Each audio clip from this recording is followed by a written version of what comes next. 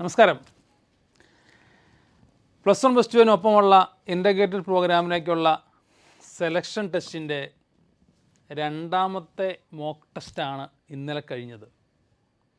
ഇപ്പോൾ 10ാം ക്ലാസ്സിൽ പഠിക്കുന്ന നിങ്ങൾ അല്ലെങ്കിൽ ഞങ്ങളുടെ പ്രിയപ്പെട്ട കുട്ടികൾ എത്ര ആവേശത്തോടു കൂടിയാണ് ഈ പരീക്ഷകൾ എഴുതുന്നത് എന്നത് കാണുമ്പോൾ ഞങ്ങൾക്ക് അതിയായ സന്തോഷമുണ്ട്. ആ സന്തോഷത്തിൻ്റെ കാരണം നിങ്ങൾ എത്രത്തോളം മിടുക്കന്മാരാണ് എന്ന് ഞങ്ങൾക്കുള്ളൊരു തിരിച്ചറിവാണ്. കാരണം കഴിഞ്ഞ ദിവസത്തെ പരീക്ഷയെക്കാളും ഞങ്ങൾ പരീക്ഷയുടെ ലെവൽ ഒരു സ്വല്പം ഒന്ന് കൂട്ടിയായിരുന്നു. പക്ഷേ അവിടെയും നിങ്ങൾ ഞങ്ങളെ തോൽപ്പിച്ച് കളഞ്ഞു. ഫുൾ മാർക്ക് മേടിച്ച മിടുക്കന്മാരതിനകത്തുണ്ട്. അതുപോലെ പരീക്ഷ എഴുതുന്ന കുട്ടികളുടെ എണ്ണം ഓരോ ദിവസവും കൂടിക്കൊണ്ടിരിക്കുകയാണ്. കഴിഞ്ഞ ദിവസം 3000 റേഞ്ചിലായിരുന്നെങ്കിൽ ഇന്നിപ്പോൾ അത് 4000 റേഞ്ചിലേക്ക് എത്തി. പറഞ്ഞതിൻ്റെ ചുരുക്കം ഇത്രയേ ഉള്ളൂ. കഴിഞ്ഞ പ്രാവശ്യം പറഞ്ഞ പോലെ തന്നെ മത്സരം ശക്തമാവുകയാണ്. അതനുസരിച്ച് നമ്മൾ പഠിക്കേണ്ടിയിരിക്കുന്നു. സ്ക്രീനിങ് ടെസ്റ്റ് സിലബസ് ഓൾറെഡി സൈറ്റിൽ തന്നിട്ടുണ്ട്. ആ സിലബസിൻ്റെ ബേസിൽ നിങ്ങളൊന്ന് പഠിച്ചേക്കണം. പഠിക്കാതെ മാറി നിന്നേക്കരുത്. സ്കൂളിൽ നമുക്കൊരു ഇക്വേഷൻ മാത്രമേ ഉണ്ടാവുള്ളൂ പഠിക്കാൻ. പക്ഷേ ഇവിടെ അത് വെച്ചൊരു പ്രോബ്ലം ആയിരിക്കും ചോദിക്കുന്നത്. അതുകൊണ്ട് സ്കൂളിലെ മാത്രം പഠിക്കുന്ന അല്ലെങ്കിൽ ആ ഒരു മെത്തേഡിൽ നിന്നും മാറി ഒരു ആപ്ലിക്കേഷൻ ലെവലിലുള്ള പരീക്ഷ എങ്ങനെയാണ് വരുന്നത് എന്നൊക്കെ അറിയാൻ വേണ്ടിയാണ് നമ്മൾ ഈ മോക്ക് ടെസ്റ്റൊക്കെ നടത്തുന്നത്. അപ്പോൾ അത് നിങ്ങൾ വളരെ ഭംഗിയായിട്ട് തന്നെ എഴുതുന്നുണ്ടെന്നുള്ളതിൽ ഒത്തിരി സന്തോഷം. പല കുട്ടികളും ഇതിലേക്ക് വിളിച്ചു, സ്കൂളിൽ മിഡ് ടേം എക്സാമുകൾ നടക്കുകയാണ്, അല്ലെങ്കിൽ ടെസ്റ്റ് പേപ്പറുകളൊക്കെ നടക്കുന്നു, ഞങ്ങൾക്ക് എഴുതാൻ ബുദ്ധിമുട്ടുണ്ടെന്നൊക്കെ പറഞ്ഞ് വിളിച്ചവരുണ്ട്. അപ്പോൾ അവരോട് ഞങ്ങൾ പറഞ്ഞത് ഇങ്ങനെയാണ്, നിങ്ങൾ പരീക്ഷ എഴുത്, ഇതിനു വേണ്ടി പ്രത്യേകിച്ച് പഠിക്കുകയൊന്നും വേണ്ട, സ്കൂളിലെ പരീക്ഷയ്ക്ക് വേണ്ടി പഠിച്ചിട്ടില്ലേ അത് വെച്ച് പരീക്ഷ എഴുതിക്കോ എന്നാണ് പറഞ്ഞേ. അപ്പോൾ അതിൻ്റെ സമയത്ത് പോലും പല സ്കൂളുകളിലും പരീക്ഷ ഞങ്ങൾക്കറിയാം. എന്നിട്ടും ഇത്രയും ആൾക്കാർ പരീക്ഷ എഴുതുന്നതിൽ ഞങ്ങൾക്ക് ഭയങ്കര സന്തോഷമുണ്ട്. കാരണം നിങ്ങളുടെ ആ ഒരു കോമ്പറ്റീഷൻ സ്പിരിറ്റിനെ, അല്ലെങ്കിൽ പ്ലസ് വൺ പ്ലസ് ടു കഴിഞ്ഞ് എവിടെ ചേരണമെന്ന് ഇപ്പോഴേ ഡിസൈഡ് ചെയ്തിരിക്കുന്നു എന്നുള്ളതാണ് അതിനകത്തെ കാര്യം. നമ്മൾ നേരത്തെ പറഞ്ഞതുപോലെ ഇന്ത്യയിലെ നാഷണൽ റെപ്യൂട്ടേഷനുള്ള ഇൻസ്റ്റിറ്റ്യൂട്ടുകളാണ് നിങ്ങൾ മുമ്പിൽ വെക്കുന്നത്. അല്ലെങ്കിൽ ഒരു മെഡിക്കൽ സൈഡിലേക്ക് തിരിഞ്ഞാൽ ഒരു MBBS സീറ്റ്, ഗവൺമെൻറ് സെക്ടറിലുള്ളൊരു MBBS സീറ്റ്, അല്ലെങ്കിൽ എയിംസിലൊരു അഡ്മിഷൻ, ജിപ്മലൊരു അഡ്മിഷൻ, ആ ഒരു ചിന്ത നമ്മുടെ ഈ കുഞ്ഞുമക്കളിൽ ഉണ്ട് എന്നറിയുന്നതിൽ തന്നെ നമുക്ക് അഭിമാനിക്കാം. കാരണം പലരും ഇത് ഡിസൈഡ് ചെയ്ത് തന്നെ നിൽക്കുന്നതാണ്. അപ്പോൾ നമ്മൾ കഴിഞ്ഞ ദിവസം ആ കോഴ്സിൻ്റെ ഡീറ്റെയിൽസ് പറഞ്ഞായിരുന്നു. എങ്കിലും പുതിയ ആൾക്കാരുണ്ടെങ്കിൽ അതിനെപ്പറ്റി അറിയാത്തവർക്ക് വേണ്ടി ഒന്നും കൂടെ പറയുകയാണ്. പ്ലസ് വൺ പ്ലസ് ടു പഠിക്കുന്നതിൻ്റെ ഒപ്പമുള്ള 2 വർഷത്തെ കോച്ചിങ് പ്രോഗ്രാമാണിത്. തീരെ സിമ്പിളാണോ ഭയങ്കര ഈസിയാണോ ഞങ്ങൾ പറയുകയില്ല. സിമ്പിളുമാണ്, ഈസിയാണ് പഠിക്കാൻ തയ്യാറുള്ളവരെ സംബന്ധിച്ച്. അല്ലാതെ മടി പിടിച്ചിരിക്കുന്നവരെ സംബന്ധിച്ച് ഇതൊരു ഈസിയാണെന്ന് ഒരിക്കലും ഞങ്ങൾ പറയുകയില്ല. നിങ്ങളെക്കൊണ്ട് എടുക്കാൻ പറ്റുന്നതും നിങ്ങളെക്കൊണ്ട് ചെയ്യാൻ പറ്റുന്നതുമായ കാര്യങ്ങൾ മാത്രമേ ഇതിനകത്തുള്ളൂ. അല്ലെങ്കിൽ നമ്മുടെ പ്രായത്തിലുള്ള കുട്ടികൾ ഓൾ ഓവർ ഇന്ത്യയിലുള്ള സ്റ്റുഡൻസുമായിട്ട് നമ്മൾ മത്സരിക്കുന്നത് മാത്രമേ ഉള്ളൂ അതിനകത്ത്. ഈ പ്രോഗ്രാം നമുക്കറിയാം 4 തരത്തിലാണ്. ഒന്ന് റെഗുലർ ബാച്ച്. ആ പേര് പോലെ തന്നെ റെഗുലർ, എല്ലാ ദിവസവും ക്ലാസ് ഉണ്ടാവും. ഇപ്പോൾ ബർലിൻ സെൻറ്ററിൻ്റെ അടുത്തുള്ള പർട്ടിക്കുലർ സ്കൂളുകൾ ചേർന്ന് പഠിച്ച് സ്കൂൾ ടൈമിന് ശേഷം ഞങ്ങളുടെ അടുത്ത് ക്ലാസ്സിന് എല്ലാ ദിവസവും വരുന്നു. മൺഡേ ടു ഫ്രൈഡേയിൽ ഒരു 2.5 മണിക്കൂർ തൊട്ട് 3 മണിക്കൂർ വരെ ക്ലാസ് ഉണ്ടാവും. സാറ്റർഡേകളിലൊക്കെ ഫുൾ ഡേ ക്ലാസ് ഉണ്ടാവും. ആ രീതിയാണ് റെഗുലർ ബാച്ച് എന്ന് പറയുന്നത്. ഒരു കാര്യം പ്രത്യേകം ഓർക്കുക, ഒരിടത്തും ബ്രില്യൻറ്റിൻ്റെ സ്വന്തം സ്കൂളല്ല, ബ്രില്യൻറ്റിൻ്റെ ഹോസ്റ്റലല്ല. സ്കൂൾ ടൈമിന് ശേഷം ഞങ്ങളുടെ അടുത്ത് ക്ലാസ്സിന് വരുന്നു എന്ന് മാത്രം. ആ പർട്ടിക്കുലർ സ്കൂളിൽ പഠിക്കുന്ന ആൾക്കാർക്ക് ഞങ്ങളുടെ സെൻറ്ററിൽ വന്ന് ക്ലാസ് അറ്റൻഡ് ചെയ്യാനുള്ളൊരു ഫെസിലിറ്റി ഉണ്ടെന്ന് മാത്രം ഓർക്കുക. അത് CBSE സിലബസിൽ പഠിക്കുന്ന കുട്ടികൾക്കുണ്ട്, സ്റ്റേറ്റ് സിലബസുണ്ട്, ISCയിലുണ്ട്. കേരളത്തിൽ ഏതാണ്ട് 30ഓളം സ്ഥലങ്ങളിൽ ആ പ്രോഗ്രാമുണ്ട്. തിരുവനന്തപുരം തൊട്ട് അങ്ങ് താമരശ്ശേരി വരെ 30ഓളം സ്ഥലങ്ങളിലായിട്ടാണ് ആ പ്രോഗ്രാം നടക്കുക. ആ റെഗുലർ ബാച്ച്. അടുത്ത ഹൈബ്രിഡ് ബാച്ച്. പേര് പോലെ തന്നെ ഹൈബ്രിഡ് അല്ലെങ്കിൽ ഒരു കോമ്പിനേഷനാണ്. ഓൺലൈൻ്റെയും ഓഫ്ലൈൻ്റെയും കൂടി ഒരു കോമ്പിനേഷനാണ്. അതിലൊരു കാറ്റഗറിയാണ് ഓഫ്ലൈൻ ഹൈബ്രിഡ് ബാച്ചുകൾ. കേരളത്തിൽ 9 സ്ഥലങ്ങളിലാണ് നടക്കുക. നിങ്ങൾക്ക് ഇഷ്ടമുള്ള സ്കൂളിൽ നിങ്ങൾ പഠിക്കുന്നു. സെലക്റ്റഡ് ആയിട്ടുള്ള സാറ്റർഡേകളിലും എല്ലാ സൺഡേകളിലും വെക്കേഷൻസിലും പബ്ലിക് ഹോളിഡേയ്സിലൊക്കെ ബ്രില്യൻറ്റിൻ്റെ ക്ലാസ്സിന് ഞങ്ങളുടെ സെൻറ്ററുകളിൽ വരുന്നു. തിരുവനന്തപുരത്ത് അല്ലെങ്കിൽ കൊല്ലം, ചങ്ങനാശ്ശേരി, എറണാകുളം, പാല, തൃശ്ശൂർ, കോഴിക്കോട്, കണ്ണൂർ, ഇത്രയും സ്ഥലങ്ങളിലാണ് നമുക്ക് ഹൈബ്രിഡ് ബാച്ചുകളുള്ളത്. കൂടാതെ മൺഡേ ടു ഫ്രൈഡേയിൽ 3 ദിവസം നമുക്ക് ഓൺലൈൻ ക്ലാസ്സും ഉണ്ട്. അതാണ് പേരിനകത്ത് ഹൈബ്രിഡ് എന്ന് പറഞ്ഞത്. ഓൺലൈൻ്റെയും ഓഫ്ലൈൻ്റെയും കൂടി ഒരു കോമ്പിനേഷൻ. അടുത്തത് ഫുള്ളി ഓൺലൈൻ. 2 വർഷവും ഓൺലൈനായിട്ട് തന്നെ നിങ്ങൾ പഠിക്കുന്നു. പെർ വീക്കിൽ ഒരു 12 മണിക്കൂർ തൊട്ട് 16 മണിക്കൂർ വരെ ക്ലാസ്സുകളുണ്ടാവും.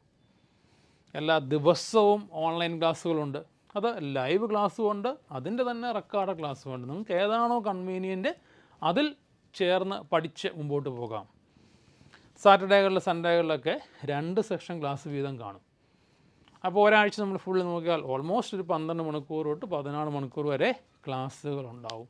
പക്ഷേ 2 വർഷവും നമ്മൾ ഓൺലൈനായിട്ട് തന്നെ പഠിക്കുന്നു. ചില പർട്ടിക്കുലർ എക്സാമുകൾ ഞങ്ങളുടെ സെൻറ്ററുകളിൽ വന്ന് നിങ്ങൾക്ക് എഴുതാനുള്ള ചാൻസും ഉണ്ടാവും. നമ്മുടെ സ്കോളർഷിപ്പ് എക്സാമിനേഷനൊക്കെ ഉണ്ട്. അതൊക്കെ നമ്മുടെ സെൻറ്ററിൽ വന്ന് എഴുതുകയും ചെയ്യാം. അതിനെയാണ് ഹൈബ്രിഡ് ഓൺലൈൻ ബാച്ച് എന്ന് വിളിക്കുന്നത്. 4ാമത്തെ കാറ്റഗറിയാണ് ഈവനിങ് ബാച്ചുകൾ. അത് 3 സ്ഥലത്തേ ഉള്ളൂ. തിരുവനന്തപുരം, എറണാകുളം, തൃശ്ശൂർ. അപ്പോൾ ഈ 3 സ്ഥലത്ത് ഞങ്ങളുടെ സെൻറ്ററിൻ്റെ അടുത്തുള്ള കുട്ടികളെയാണ് ഉദ്ദേശിക്കുന്നത്.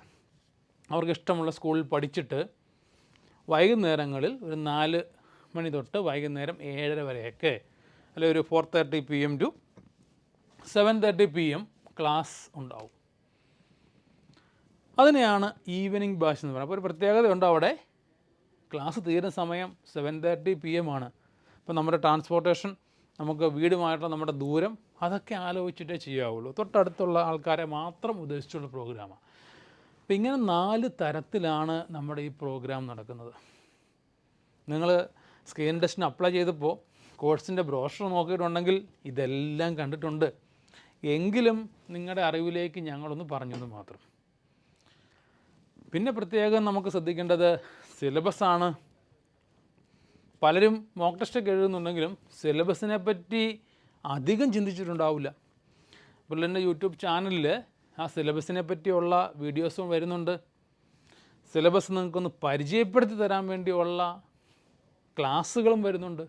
അതൊക്കെ ഒന്ന് കാണണം, കൃത്യമായിട്ട് കേൾക്കുക. ഇപ്പോൾ കുറേയേറെ കുട്ടികൾ നമ്മുടെ ഫൗണ്ടേഷൻ പഠിക്കുന്നവരുണ്ട്, ബ്രില്യൻ്റെ ട്യൂഷൻ ബാച്ചുകളുള്ളവരുണ്ട്, എല്ലാ റേഞ്ചുകളിലുമുള്ള ആൾക്കാരുണ്ട്. ഇതൊന്നുമില്ലാതെ പുതിയ കുട്ടികളുമുണ്ട്. അപ്പോൾ സിലബസ് നമ്മൾ നോക്കിക്കോണം.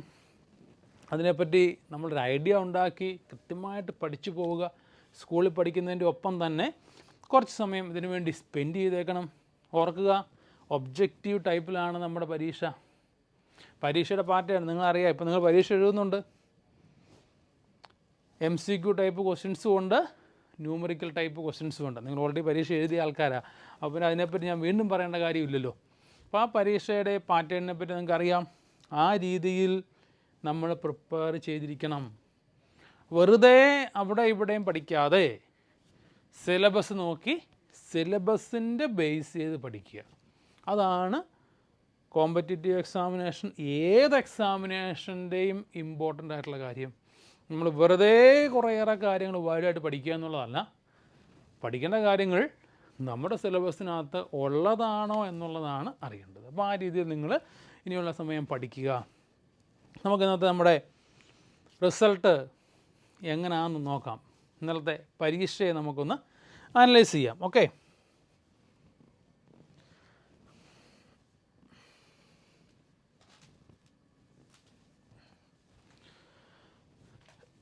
4200 കുട്ടികളാണ് എക്സാമിനേഷൻ ഇപ്രാവശ്യം എഴുതിയിരിക്കുന്നത്. കഴിഞ്ഞ ദിവസത്തെ പരീക്ഷയേക്കാൾ ഞങ്ങളൊരു ലേശം റേഞ്ച് കൂട്ടിയിട്ടായിരുന്നു. കുറച്ചും കൂടി ഒന്ന് ടഫാക്കി നോക്കി എങ്ങനെ ഉണ്ട് നമ്മുടെ കുട്ടികളുടെ രീതി എങ്ങനെയാണെന്നൊക്കെ ഒന്ന് അറിയാൻ വേണ്ടി. പറഞ്ഞല്ലോ, അവിടെയും 2 പേരാണ് ഫുൾ മാർക്ക് സ്കോർ ചെയ്തത്. 240-ൽ 240, അതായത് 100% മാർക്ക് സ്കോർ ചെയ്ത് 2 പേരാണ്. അടുത്തത് 95% അബോവ് 18 പേരാണ്. 260 90% അബോവ്. ആ 90% അബോവ് നോക്കി 80 കുട്ടികളാണ്. 216-നും 240-നും ഇടയ്ക്കുള്ളൊരു ഡിഫറൻസ്. അവിടെയാണ് ഞങ്ങൾ ഡിഫിക്കൽറ്റി ലെവൽ കൂട്ടി എന്ന് പറയുന്ന സംഭവത്തിൻ്റെ ആൻസറിൻ്റെ രീതി കിടക്കുന്നത്. ആ റേഞ്ചിൽ കണ്ടോ, 80 പേരാണ് ഉള്ളത്. പക്ഷേ ആ 80-ൽ നിന്ന് 100%, 90-ക്കും 100, അത് 10%-നിടയിലുള്ള ഗ്യാപ്പ്. അവിടെയാണ് എക്സാം ടഫായതിൻ്റെ, അല്ലെങ്കിൽ എക്സാമിൻ്റെ ഒരു എല്ലാ സബ്ജക്റ്റിലും 1-2 ക്വസ്റ്റ്യൻ ഞങ്ങൾ ടഫാക്കിയിട്ടപ്പോഴത്തെ അഡ്വാൻറ്റേജ് ആ 2 പേര് മാത്രം നേടുകയും ബാക്കിയുള്ളവരുടെ കയ്യിൽ നിന്ന് കൈവിട്ട് പോയതും ചെറിയ മിസ്റ്റേക്ക് കൊണ്ടൊക്കെ തെറ്റിപ്പോയതാകാം. അടുത്തത് 85%, 186 സ്റ്റുഡൻസ് ഉണ്ട്. 80%, 80%, അതായത് 192 മാർക്കിന് എബോവ് സ്കോർ ചെയ്തിരിക്കുന്നത് 352 പേരാണ്. അത് 180, 75% അബോവ് 528 സ്റ്റുഡൻസ് ആ റേഞ്ചിൽ കീപ്പ് ചെയ്തിട്ടുണ്ട്. അടുത്ത 70% അബോവ് 702 സ്റ്റുഡൻസ് ആണ്. 65%, അതായത് 926 സ്റ്റുഡൻസ് ഉണ്ട്. അത് ഏകദേശം നമുക്ക് ടോട്ടൽ എഴുതിയ ഒരാളുടെ ഒരു 25% ആൾക്കാരും 65% എബോവ് മാർക്ക് സ്കോർ ചെയ്തിട്ടുണ്ടെന്നാണ് ഇന്നത്തെ കാര്യം. ഇത് താഴേക്ക് വരിക, 60%, 1108 സ്റ്റുഡൻസ് ഉണ്ട്. 132, അതായത് 55% എബോവ് 1268 ആയി. ഓൾമോസ്റ്റ് ഒരു 30% അടുത്ത് കുട്ടികൾ ആ മാർക്ക് സ്കോർ ചെയ്തു. അല്ലെങ്കിൽ വേറൊരു നമുക്ക് പറഞ്ഞാൽ 100 പേരിൽ 30 പേര് 55% കൂടുതൽ മാർക്ക് മേടിച്ചു. ഞങ്ങൾ ഇച്ചിരി ടഫ് പരീക്ഷ ഇട്ടിട്ട് പോലും. അവിടെയാണ് മിടുക്കന്മാരുണ്ടെന്ന് ഞങ്ങൾക്ക് സന്തോഷം തരുന്ന കാര്യം. ഓക്കെ, അടുത്തത് 50%, അതായത് 50% മാർക്കിന് മുകളിൽ 1446 സ്റ്റുഡൻസ് ഉണ്ട്. 108, 45% അബോവ് 1616 സ്റ്റുഡൻസായി. ഏകദേശം ഓൾമോസ്റ്റ് 40%-ന് മുകളിൽ കുട്ടികൾ ആ റേഞ്ചിലേക്ക് സ്കോർ ചെയ്തു. അടുത്തത് 40% അബോവ് 1782 സ്റ്റുഡൻസ്, 40% മുകളിൽ മാർക്ക് സ്കോർ ചെയ്ത കുട്ടികളാണ്. ഞങ്ങളിതിൻ്റെ ഒരു റിസൾട്ട് എടുത്ത് നോക്കിയപ്പോൾ കഴിഞ്ഞ പ്രാവശ്യത്തെ ഞങ്ങളുടെ ഒരു കട്ട് ഓഫ് പരീക്ഷ, ചില പരീക്ഷകൾക്ക് കട്ട് ഓഫ് 45% ഉണ്ടായിരുന്നു, ചില എക്സാമിന് 40 ആയിരുന്നു, ചിലതിന് 35% ആയിരുന്നു, ചില പരീക്ഷ 30% വരെ ആയി. അപ്പോൾ 30% ഒക്കെ വരുമ്പോൾ ഏകദേശം 2000 സ്റ്റുഡൻസിന് മുകളിലാണ് ആ റേഞ്ചിലേക്ക് മാർക്ക് സ്കോർ ചെയ്തിരിക്കുന്നത്. അപ്പോൾ അതുകൊണ്ട് എല്ലാവരുടെയും ശ്രദ്ധയിലേക്ക് പറയുന്നു, നമ്മുടെ കൂടെയുള്ള അല്ലെങ്കിൽ നമ്മളോട് മത്സരിക്കുന്ന ഓരോരുത്തരും നമ്മുടെ ഒപ്പം മിടുക്കരാണ് എന്ന് നിങ്ങൾ ചിന്തിച്ചേക്കണം. അപ്പം നമ്മൾ പഠിക്കുന്ന സ്കൂളിൽ 1-2 പേരെ മിടുക്കർ കാണുള്ളൂ. പക്ഷെ ഓർക്കുക, ഈ പരീക്ഷ എഴുതാൻ വന്നിരിക്കുന്ന എല്ലാ സ്റ്റുഡൻസും, എല്ലാ സ്ഥലങ്ങളിലെ സ്റ്റുഡൻസിനെ നോക്കിയാൽ എല്ലാവരും ഇതുപോലെ മിടുക്കന്മാരായിരിക്കും.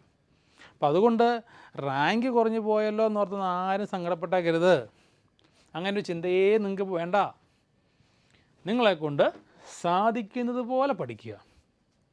പരീക്ഷ എഴുതുമ്പോൾ നെഗറ്റീവ് മാർക്കൊക്കെ ഉണ്ടെന്നുള്ള ചിന്തയോടെ എഴുതിയേക്കണം. പലരുടെയും മാർക്ക് ഞങ്ങൾ കണ്ടപ്പോൾ കറക്റ്റ് ആൻസർ ഓക്കെ, പക്ഷേ ഇൻകറക്റ്റിൻ്റെ റേഞ്ചിലേക്ക് വന്നപ്പോൾ ഉണ്ടല്ലോ എണ്ണം കൂടിപ്പോയി, നെഗറ്റീവ് മാർക്കുകൾ കൂടുന്നു. ഇപ്പോൾ കോമ്പറ്റീറ്റീവ് എക്സാമിനേഷന് ശ്രദ്ധിക്കേണ്ട ഒരു കാര്യമാണത്. നെഗറ്റീവ് മാർക്കുണ്ട്. അതേസമയം നമുക്ക് ഒരു സെക്ഷനകത്ത് ന്യൂമറിക്കൽ ടൈപ്പിൽ നമുക്ക് നെഗറ്റീവ് മാർക്കില്ല. പക്ഷേ MCQ ടൈപ്പിൽ നെഗറ്റീവ് മാർക്കുണ്ട്, അത് പ്രത്യേകം ശ്രദ്ധിച്ചോണം. അതുപോലെ ഇന്നലെ ചില കുട്ടികൾ പറഞ്ഞു സമയം കിട്ടിയില്ല, ടൈം മാനേജ്മെൻറ്റ്, ഇച്ചിരി 1-2 ക്വസ്റ്റ്യൻ ഇച്ചിരി ലെന്തിയുണ്ട്, അതിൽ വെച്ചിരുന്ന് സമയം കളഞ്ഞു. അങ്ങനെയുള്ള മിസ്റ്റേക്കുകൾ, നമ്മുടെ ഭാഗത്തു നിന്നുണ്ടാകുന്ന സില്ലി മിസ്റ്റേക്കുകൾ, അത് ഓരോ പരീക്ഷ കഴിയുമ്പോഴും നിങ്ങൾ റെഡ്യൂസ് ചെയ്യണം. അല്ലെങ്കിൽ അതിനെപ്പറ്റി നമുക്കൊരു ഐഡിയ ഉണ്ടാവണം. നെഗറ്റീവ് മാർക്കുകളെ പാടെ ഒഴിവാക്കണം. അടുത്തത് ടൈം മാനേജ്മെൻറ്റ്. ആ മിനിമം ടൈമിൽ ഈ ക്വസ്റ്റ്യൻസ് ആൻസർ ചെയ്യാൻ പറ്റണം. ചിലർക്കൊരു ശീലമുണ്ട്, ഒന്നാമത്തെ ക്വസ്റ്റ്യൻ തൊട്ടേ ആൻസർ ചെയ്യുള്ളൂ. അങ്ങനെയല്ല, കോമ്പറ്റീവ് എക്സാമുകളാണ്, ടൈം മാനേജ്മെൻറ്റ് വലിയ ഫാക്ടറാണ്. ഫസ്റ്റ് റൗണ്ട് ക്വസ്റ്റ്യൻ പേപ്പറിൽ കൂടെ നമ്മൾ ആദ്യം ഒന്ന് പോവുക. ആ റൗണ്ടിൽ നമ്മൾ ചെയ്യേണ്ടത് ഏറ്റവും പെട്ടെന്ന് ഉത്തരം കിട്ടുന്ന, മിനിമം ടൈമിൽ ഉത്തരം കിട്ടുന്ന ക്വസ്റ്റ്യൻസ് അത് വേണം. ഒരു റൗണ്ട് നമ്മൾ എല്ലാ സബ്ജക്റ്റിൽ കൂടെയും കയറിപ്പോകാൻ. ഇച്ചിരി ലെന്തിയായ ക്വസ്റ്റ്യൻ ഉണ്ട്, നമുക്കറിയാം ചെയ്യാൻ, പക്ഷേ എങ്കിലും ഇച്ചിരി ലെന്തിയാണ്. അതിനെ സെക്കൻഡ് റൗണ്ടിലേക്ക് മാറ്റി വെക്കുക. രണ്ടാമത്തെ റൗണ്ട് വീണ്ടും നമ്മൾ ക്വസ്റ്റ്യൻ പേപ്പറിൽ കൂടെ ഒന്ന് കയറി ഇറങ്ങുക, ചെയ്യാത്ത ക്വസ്റ്റ്യൻസ്, അവിടെ ലെന്തിയായിട്ടുള്ള ക്വസ്റ്റ്യൻസ് ചെയ്യുക. അതാണ് ടൈം മാനേജ്മെൻറ്റ് എന്ന് പറയുന്നത്. അതുപോലെ നെഗറ്റീവ് മാർക്ക്, എല്ലാ ക്വസ്റ്റ്യൻസിൻ്റെയും എല്ലാ പാർട്ടും ഇപ്പം ഞങ്ങൾ പറയുവാണെങ്കിൽ ഓരോ ക്വസ്റ്റ്യനെയും ലെറ്റർ ബൈ ലെറ്റർ നമ്മൾ ശ്രദ്ധിച്ചേക്കണം. നിങ്ങളെ തെറ്റിക്കാനായിട്ട് ഞങ്ങൾ മനഃപൂർവ്വം അതിനകത്ത് എന്തെങ്കിലുമൊക്കെ ട്രിക്കുകൾ കയറ്റിയിട്ടിട്ടുണ്ടാവും. ചിലപ്പോൾ എപ്പോഴും നമ്മൾ കാണുന്ന സെൻറ്റൻസ് ഒരു കറക്റ്റായിട്ടുള്ള സെൻറ്റൻസുകളായിരിക്കും, ഞങ്ങളതിനെ ചിലപ്പം ഇൻകറക്റ്റ് ആക്കിയായിരിക്കും ഇടുക. അതുപോലെ വാല്യൂസൊക്കെ തരുമ്പോൾ നെഗറ്റീവാണോ പോസിറ്റീവ്, സൈൻ കൺവെൻഷൻ, അങ്ങനെയുള്ള കാര്യങ്ങളൊക്കെ ശ്രദ്ധിച്ചേക്കണം. കാൽക്കുലേറ്റ് ചെയ്യുമ്പോൾ ക്വസ്റ്റ്യൻ ചിലപ്പോൾ തന്നിരിക്കുന്ന സെൻറ്റിമീറ്ററിലായിരിക്കും, ആൻസർ ചോദിച്ചിരിക്കുന്നത് മീറ്ററിൽ കാണാനായിരിക്കും. അപ്പോൾ അങ്ങനെയുള്ള കുഞ്ഞു എന്താ പറയുക, കുഞ്ഞു ചതിക്കുഴികളെന്ന് വേണമെങ്കിൽ തന്നെ പറയാം, ഞങ്ങൾ ചെയ്തിട്ടുണ്ടാവും. അത് കൃത്യമായിട്ട് നിങ്ങൾ നോക്കിക്കോണം. അപ്പോൾ പരീക്ഷ എഴുതുമ്പോൾ മക്കൾ ഓർത്തേക്കുക, ക്വസ്റ്റ്യൻസ് ഫുള്ളായിട്ട് വായിച്ച് നോക്കിയേക്കണം. ക്വസ്റ്റ്യൻ്റെ ആരംഭം തൊട്ട് ഫൈനൽ നമ്മൾ സബ്മിറ്റ് ചെയ്യുന്ന സമയം വരെ ഓരോ ക്വസ്റ്റ്യനും അതിൻ്റെ എല്ലാ ഓപ്ഷൻസും ഫുൾ വായിച്ച് നോക്കിയിരിക്കണം. ഡേറ്റകൾ ശ്രദ്ധിച്ചോണം. അപ്പം അങ്ങനെയൊക്കെ നമ്മുടെ നെഗറ്റീവുകളെയൊക്കെ റെഡ്യൂസ് ചെയ്യുക കേട്ടോ. അതുകൊണ്ട് മാർക്ക് എങ്ങനെ നമുക്ക് നഷ്ടപ്പെട്ടു എന്ന കാര്യം നിങ്ങളൊന്ന് ശ്രദ്ധിച്ചേക്കണം. പഠിക്കുന്ന കാര്യങ്ങൾ നമുക്ക് പരീക്ഷയ്ക്ക് എഴുതാൻ പറ്റുന്നുണ്ടോ എന്ന് ശ്രദ്ധിക്കുക. നിങ്ങളെക്കൊണ്ട് പറ്റുന്നത് പോലെ പഠിക്കുക. ഇതിനു വേണ്ടി ഒരു ഓവർ ടെൻഷനും സങ്കടവും ഒന്നും എടുക്കണ്ട. പരീക്ഷയ്ക്ക് ഇച്ചിരി റാങ്ക് കൂടിപ്പോയെന്നോ മാർക്ക് കുറഞ്ഞു പോയെന്നോ അതൊന്നും ഇപ്പം നോക്കണ്ട. കാരണം ഇത് മോക്ക് ടെസ്റ്റുകളാണ്. ഈ മോക്ക് ടെസ്റ്റിൻ്റെ മാർക്കുകളൊന്നും ഒരു സ്ഥലത്തും കൺസിഡർ ചെയ്യുന്നില്ല. ഇത് നിങ്ങൾക്ക് വരും പ്രാക്ടീസിന് വേണ്ടി മാത്രമാണ് കേട്ടോ. അപ്പം ഇനിയുള്ള സമയവും കൃത്യമായിട്ട് എഴുതുക, കൃത്യമായിട്ട് പഠിക്കുക, കൃത്യമായിട്ട് പരീക്ഷ എല്ലാ മോക്ക് ടെസ്റ്റും എഴുതുക. ഓർക്കുക, നമുക്കിത് വെറും സെലക്ഷൻ ടെസ്റ്റ് മാത്രമല്ല, സ്കോളർഷിപ്പ് എക്സാമിനേഷനും കൂടെയാണ്. ഫസ്റ്റ് വരുന്ന ആളിന് 10 lakh price, second 5 lakh, 4 lakh, അങ്ങനെ അങ്ങ് സ്കോളർഷിപ്പുകൾ വരുന്നു. ആദ്യത്തെ 50 പേരിനുള്ളിൽ വന്നാൽ 100% ഡിസ്കൗണ്ടോട് പഠിക്കാം. ഒരു പൈസയും മുടക്കാതെ പഠിക്കാനുള്ള ചാൻസാണ്. അതിലേക്ക് തയ്യാറാവുക, അതിനുവേണ്ടി പ്രിപ്പയർ ചെയ്യുക. ഇനി 100% കിട്ടിയില്ലെങ്കിലും കുഴപ്പമില്ല, നമുക്ക് മിനിമം 10% വരെ ഉണ്ട്. അതിന് മുകളിലുള്ള ഏത് സ്കോളർഷിപ്പും നിങ്ങൾക്ക് നേടാൻ വേണ്ടി ശ്രമിക്കുക. സങ്കടപ്പെട്ടൊന്നും ഇരുന്നേക്കരുത്. നിങ്ങളെക്കൊണ്ട് പറ്റുന്നത് പോലെ പഠിക്കുക, പരീക്ഷകൾ കൃത്യമായിട്ട് എഴുതുക, മിസ്റ്റേക്കുകളെ അവോയ്ഡ് ചെയ്യുക. ഇനിയും മോക്ക് ടെസ്റ്റുകളുണ്ട്. ഓഗസ്റ്റ് മാസത്തിൽ നമുക്ക് 2 മോക്ക് ടെസ്റ്റ് ഉണ്ട്, 4-ാം തീയതിയും 18-ാം തീയതിയും. സെപ്റ്റംബർ മാസത്തിലേക്ക് വന്നാൽ എല്ലാ സൺഡേകളിലും മോക്ക് ടെസ്റ്റുകളാണ്. അതുകൊണ്ട് ഒബ്ജക്റ്റീവ് ക്വസ്റ്റ്യൻസ് എനിക്ക് പരിചയമില്ല ഞാൻ കോച്ചിങ്ങിനൊന്നും പോയില്ല, ഫൗണ്ടേഷൻ ക്ലാസ്സിന് പോയില്ല, ട്യൂഷന് പോയില്ല എന്നൊന്നും ഓർത്ത് ഒരു സങ്കടവും വേണ്ട. നിങ്ങൾക്ക് പ്രാക്ടീസ് ചെയ്യാനുള്ള കാര്യങ്ങൾ ഇവിടെ തന്നെ തരുന്നുണ്ട്. അത് കൃത്യമായിട്ട് ഉപയോഗിക്കുക. ഓക്കെ, നമുക്ക് വീണ്ടും കാണാം. Okay, thank you.